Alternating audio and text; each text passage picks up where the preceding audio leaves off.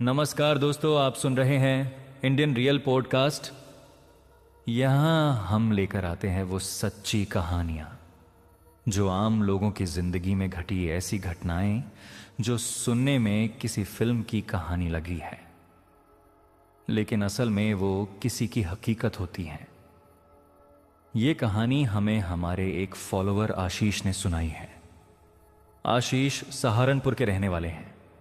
उन्होंने जब यह घटना हमें बताई तो उनकी आवाज में आज भी वही दर्द महसूस हो रहा था जो सालों पहले उनके जीवन में घटित हुआ था। यह घटना तब की है जब आशीष मात्र 17 साल के थे। उम्र ऐसी थी जब एक लड़का धीरे धीरे बचपन से निकलकर जिम्मेदारियों को समझना शुरू करता है। लेकिन उसी उम्र में उन्होंने अपने परिवार के साथ ऐसा हादसा देखा जिसकी छाया आज भी उनके मन से नहीं गई है। आशीष बताते हैं कि साल 2016 तक उनका परिवार बहुत ही हंसी खुशी से रहता था। घर बड़ा था, संयुक्त परिवार था, सब साथ रहते थे। सुबह घर में चहल पहल रहती, रसोई से आती खुशबू, आंगन में होती बातचीत, शाम को सबका एक साथ बैठना, सब कुछ सामान्य और सुकून भरा था। परिवार में आपसी मतभेद कभी कभार होते थे, लेकिन वो सामान्य घरेलू बातों तक सीमित रहते थे। घर में उनके दादाजी सबसे बड़े थे और उनका ही निर्णय अंतिम माना जाता था। लेकिन अगस्त 2016 में अचानक उनके दादाजी का देहांत हो गया। दादाजी के जाने से घर की रीढ़ जैसे टूट गई। वो परिवार को जोड़े रखने वाले व्यक्ति थे। उनके रहते हुए किसी की हिम्मत नहीं होती थी कि छोटी सी बात को बड़ा विवाद बना दे। लेकिन जैसे ही उनका साया सिर से उठा, घर का संतुलन धीरे धीरे बिगड़ने लगा। दादाजी की मृत्यु के कुछ ही समय बाद घर में जमीन के बंटवारे की बात उठी। पहले यह बात धीरे धीरे कानों में फुसफुसाहट की तरह थी, फिर बैठकों में आने लगी और देखते देखते खुले झगड़ों में बदल गई। आशीष उस समय सब कुछ चुपचाप देख रहे थे। वो समझ रहे थे कि कुछ ठीक नहीं चल रहा। उस समय परिवार में आशीष के पिताजी और उनके 4 भाई साथ रहते थे, यानी आशीष के 4 चाचा थे। उनके पापा सबसे बड़े थे। घर में बड़े होने के नाते जिम्मेदारी भी उन्हीं पर ज्यादा थी। चारों भाइयों में स्वभाव अलग अलग थे। 2 चाचा ऐसे थे जो आशीष से बहुत ज्यादा प्यार करते थे। वो उसे अपने बेटे जैसा मानते थे, हर छोटी बड़ी जरूरत का ख्याल रखते थे। आशीष भी उनसे बहुत जुड़ाव महसूस करते थे। 4 चाचाओं में से 2 छोटे चाचाओं की शादी हो चुकी थी। दोनों बड़े चाचाओं ने शादी नहीं की थी। आशीष बताते हैं कि बड़े चाचाओं की शादी इसलिए नहीं हो पाई क्योंकि उन्हें उनकी पसंद की लड़की नहीं मिली। कई जगह रिश्ते देखे गए, लेकिन बात बनती नहीं थी। कभी उन्हें लड़की पसंद नहीं आती, कभी सामने वालों को कोई आपत्ति होती। इस तरह समय निकलता गया और उनकी शादी टलती रही। परिवार ने सोचा कि पहले छोटे भाइयों की शादी करा दी जाए, शायद बाद में बड़े भाइयों की भी बात बन जाएगी। जब तक दादाजी थे सब ठीक ठाक चलता रहा, लेकिन उनके जाने के बाद जैसे घर का माहौल धीरे धीरे बदलने लगा। जमीन के बंटवारे को लेकर बैठकों का दौर शुरू हुआ। दोनों बड़े चाचा अपने बड़े भाई यानी आशीष के पापा की बात मानने को तैयार थे। वो कहते थे कि जो बड़े भैया तय करेंगे वही हमें मंजूर होगा। लेकिन दोनों छोटे चाचा ज्यादा जमीन मांगने लगे।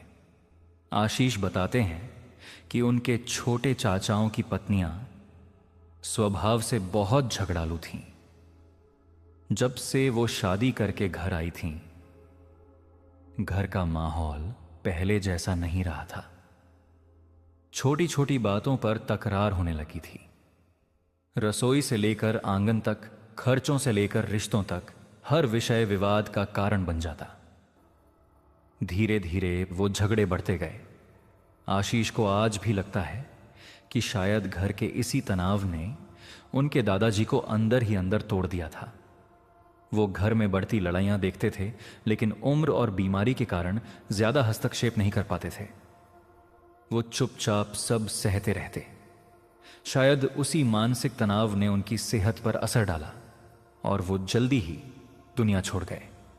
आशीष की दादी तो पहले ही गुजर चुकी थी, जब आशीष मात्र 8 साल के थे। यानी दादाजी के जाने के बाद घर में कोई ऐसा बुजुर्ग नहीं बचा था जो सबको एक धागे में बांध कर रख सके। अब हर बात का फैसला बहस और आवाज ऊंची करने से होने लगा। छोटे चाचा कभी कभी अपनी पत्नियों के मायके वालों को भी बुला लेते। घर की बातें बाहर जाने लगीं, मायके वाले आकर पक्ष लेने लगे। इससे माहौल और ज्यादा बिगड़ जाता। घर जो कभी हंसी से गूंजता था अब ऊंची आवाजों और आरोप प्रत्यारोप से भर गया था। इन सब के बीच आशीष के पापा शांत स्वभाव के थे।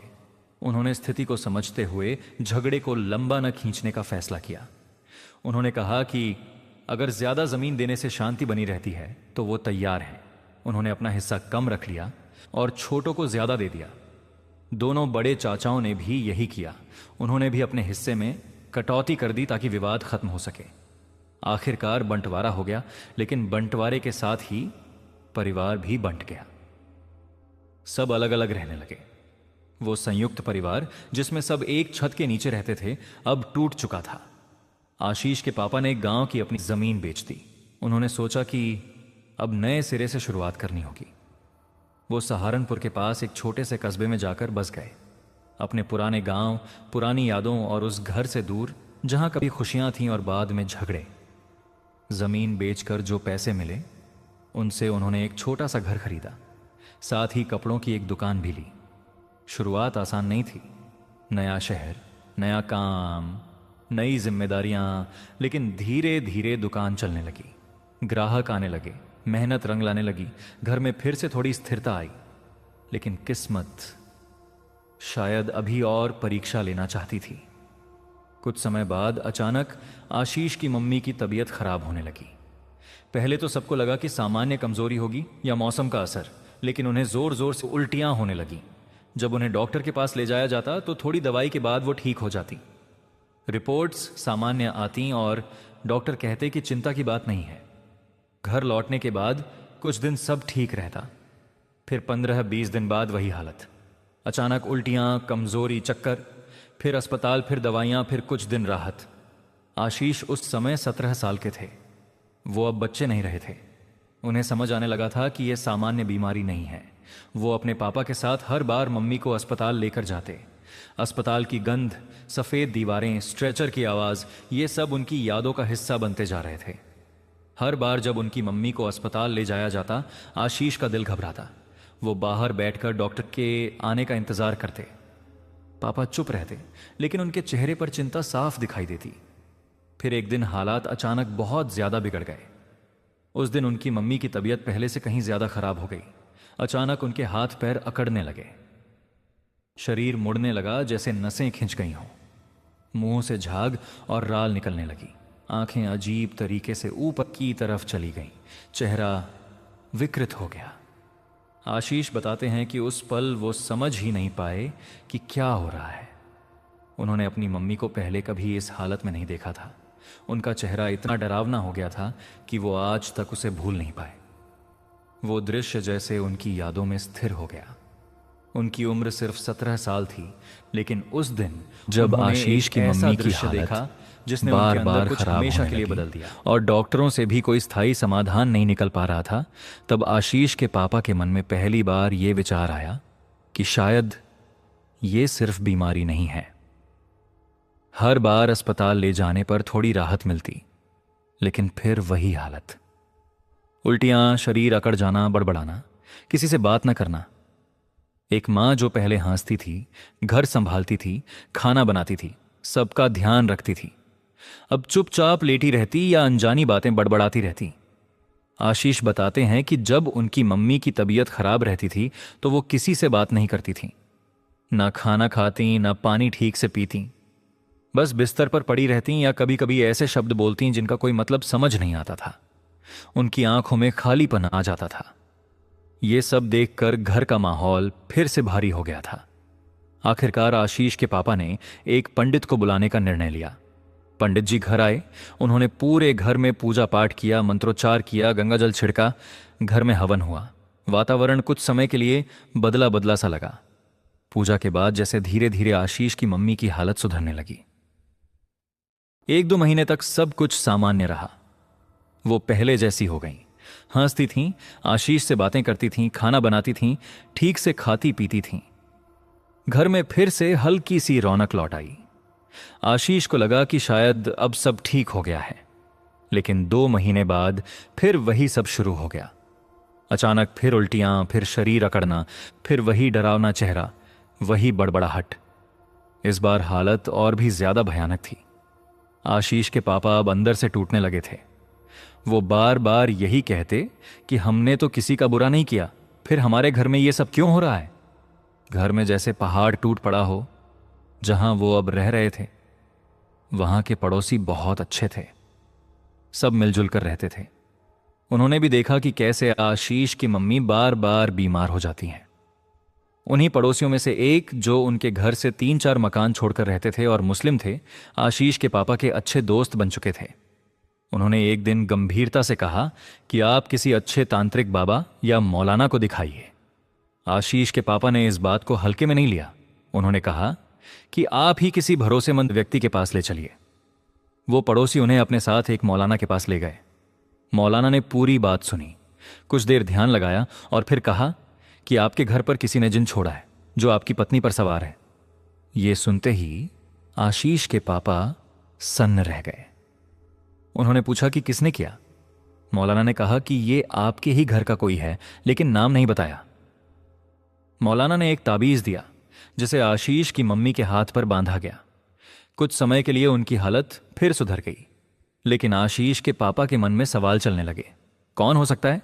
पर उन्हें अपने भाइयों या रिश्तेदारों पर शक नहीं हुआ। वो इतने सीधे साधे थे कि उन्हें विश्वास ही नहीं होता था कि कोई अपना ऐसा कर सकता है।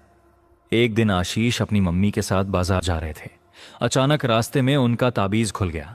उसी क्षण उनकी मम्मी के बाल बिखर गए, आंखें लाल हो गईं और उनका व्यवहार बदल गया। उन्होंने पूछा, मम्मी आपको क्या हुआ? तब उनकी मम्मी के मुंह से एक भारी मर्दाना आवाज आई, मैं तेरी मां नहीं हूं, मैं जिन हूं, मैं इसे अपने साथ ले जाऊंगा। 17 साल का आशीष उस पल पत्थर हो गया। वो भागकर अपने जान पहचान वाले अंकल को बुलाने गए, जो वही पड़ोसी थे जिन्होंने मौलाना के पास ले जाया था। उन्होंने तुरंत समझ लिया कि मामला गंभीर है। वो कुछ आयतें पढ़ने लगे और धीरे धीरे स्थिति काबू में आई। फिर तुरंत उन्हें मौलाना के पास ले जाया गया। वहां मौलाना ने उन्हें दरगाह में बैठाया और जिन को बुलाने की कोशिश की। पहले कोई प्रतिक्रिया नहीं हुई। फिर आयतें पढ़ी गईं। अचानक आवाज आई, मौलाना तुझसे नहीं होगा, मैं बहुत पुराना जिन हूं, मुझे एक काम सौंपा गया है, मैं इसे लेकर जाऊंगा। आशीष के पापा रोने लगे। मौलाना ने पूछा, किसने भेजा? पहले जिन ने मना किया, फिर पड़ा हुआ पानी फेंका गया, जिन चिल्लाया। आखिरकार उसने बताया कि इसे इसके छोटे भाइयों ने भेजा है, क्योंकि वो इनकी तरक्की से खुश नहीं थे। ये सुनकर आशीष के पापा का दिल टूट गया। उन्होंने कभी सोचा भी नहीं था कि उनके अपने भाई ऐसा कर सकते हैं। जिन ने बताया कि जब दोनों छोटे भाई पैसे उधार लेने आए थे, तब घर में आना जाना बढ़ा। एक दिन वो खीर बनाकर लाए। उसी खीर में उसे बांध कर लाया गया था। वो खीर सिर्फ आशीष की मम्मी ने खाई थी, क्योंकि उस समय आशीष स्कूल में थे और उनके पापा दुकान पर। जिन ने यह भी कहा कि जब भी इन्हें अस्पताल ले जाया जाता, रास्ते में पड़ने वाली दरगाह के कारण वो कमजोर हो जाता था, इसलिए पूरी तरह काबू नहीं कर पाता था। बाद में फिर से खीर खिलाई गई, जिससे उसका पूरा नियंत्रण हो गया। मौलाना ने पूछा, तू जाएगा कैसे? जिन ने कहा, मैं नहीं जाऊंगा, मैं इसे मारकर जाऊंगा। मौलाना ने चेतावनी दी कि अगर प्यार से नहीं गया तो कैद कर दूंगा। जिन हंसता रहा। मौलाना ने तैयारी के लिए 2-3 दिन का समय लिया। फिर जब आशीष की मम्मी को दोबारा लाया गया, आयतें पढ़ी गईं और आखिरकार जिन को एक बोतल में कैद कर लिया गया। मौलाना ने आशीष के पापा से कहा कि इस बोतल को कब्रिस्तान में बहुत गहराई में दफना दो। उन्होंने वैसा ही किया। उसके बाद उन्होंने अपने घर को किलवा दिया और छोटे भाइयों से संबंध तोड़ लिए। बड़े चाचाओं को भी सब बताया गया और उन्होंने भी अपने घर सुरक्षित करवाए। आज आशीष का घर फिर से हंसी खुशी है। लेकिन इस घटना ने उन्हें सिखा दिया कि हर सगा अपना नहीं होता। तरक्की अक्सर अपनों में ही जलन पैदा कर देती है। आशीष अब अपने छोटे चाचाओं से बात नहीं करते, सिर्फ बड़े चाचाओं से संबंध हैं। और इस कहानी से वो यही सीख देते हैं, अपने रिश्तेदारों से थोड़ा सावधान रहिए, क्योंकि कौन कब किस रूप में क्या कर दे ये कोई नहीं जानता। Subscribe to the Indian Real Podcast. Like and share for more horror.